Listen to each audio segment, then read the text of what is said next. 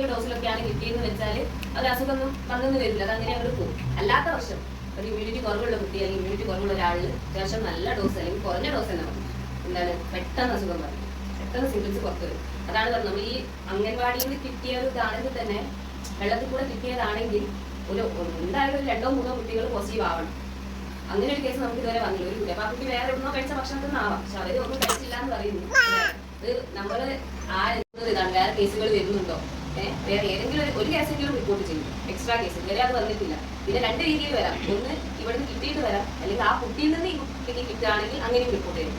അത് വേണ്ടാന്നുള്ള ഉദ്ദേശത്തിലാണ് കുട്ടികളോട് 2 ദിവസത്തേക്ക് എന്തായാലും ക്ലാസ് എടുക്കണ്ട എന്നുള്ള രീതിയിൽ പറഞ്ഞത്. ഇനി വേറൊരു കുട്ടിയിലേക്ക് അത് വരണ്ടാന്നുള്ളത്, കാരണം ആ ഒരു ടൈം പീരീഡിൽ ആ 7 ദിവസത്തിനുള്ളിൽ കുട്ടി ഒരു ദിവസം ഇവിടെ വന്ന് പോയിട്ടുണ്ട്.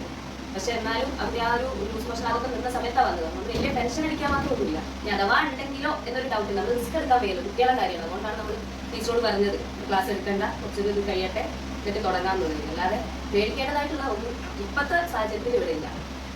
പിന്നെ നമ്മൾ പറഞ്ഞല്ലോ, ഇതൊക്കെയാണ് ഇതിന്റെ ലക്ഷണങ്ങൾ. ഇതിൽ മെയിനായിട്ട് വരുന്നത് വയറിളക്കം വരും. വയറിളക്കം വരുമ്പോൾ സാധാ വയറിളക്കം പോലെയല്ല, മലത്തിൽ രക്തത്തോട് കൂടിയാട്ടില്ല, ഒരു കുഴമ്പ് രൂപത്തിൽ കഫം പോകും, രക്തം പോകും. അതുകൊണ്ടൊക്കെയാണ് ഇത് ഡേഞ്ചറായി മാറുന്നത്. വയറിളക്കം ആകുമ്പോൾ ഫസ്റ്റ് നമ്മൾ എന്താ പറയുക, വയറിളക്കം ഛർദി വരുമ്പോൾ നമ്മുടെ ശരീരത്തിലെ വെള്ളം കുറയുന്നു, നിർജ്ജലീകരണം സംഭവിക്കും.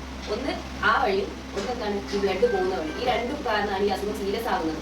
കുട്ടികൾക്ക് നമ്മൾ വലിയവർക്ക് ഒരു 4 പ്രാവശ്യം വയറ്റുന്ന അങ്ങനെ പോയാലും നമ്മൾ പിടിച്ച് നിൽക്കും. പക്ഷെ കുട്ടിക്ക് ഒരു പ്രാവശ്യം തന്നെ പോകുമ്പോഴത്തേക്ക് ചെറിയ മക്കളൊക്കെ ആണെങ്കിൽ ക്ഷീണം പറ്റും. അപ്പൊ നമ്മളത് ശ്രദ്ധിച്ചില്ലെങ്കിൽ എന്താണ് സിവിയർ ആയിട്ട് ബുദ്ധിമുട്ടിലേക്ക് പോകും. അതുകൊണ്ടാണ് നമ്മൾ ചെറിയൊരു പനി, ചെറിയൊരു വയറിളക്കാണെങ്കിൽ കൂടി വെച്ചിരിക്കരുത്, വേഗം പോകുക. ഇപ്പൊ പ്രത്യേകിച്ച് ഇങ്ങനെ ഒരു സാഹചര്യം നമ്മുടെ മുന്നിൽ ഉള്ളതുകൊണ്ട് എന്തായാലും എന്ത് അസുഖമാണെങ്കിലും നേരെ ഡോക്ടറെ കൊണ്ട് കാണിക്കാം.